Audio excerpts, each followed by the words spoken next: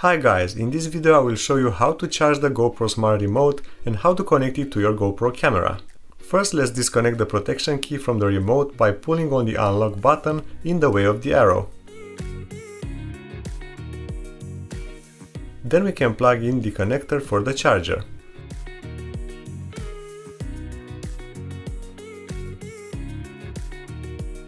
To remove the charger cable, we do it the same way by pulling on the unlock button first, and we will plug back in the metal key.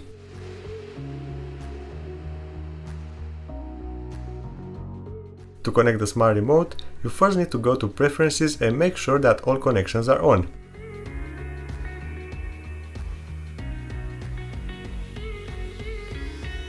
Then the camera will ask if you want to connect a new device. Select Connect and then from the list select Smart Remote.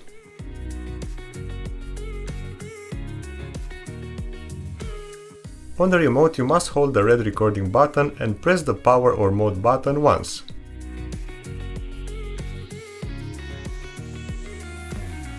Release the recording button and the remote is now successfully connected to your GoPro camera. Don't forget to exit the pairing mode of the remote by pressing the record button once. Only then you will be able to control the GoPro camera with the remote.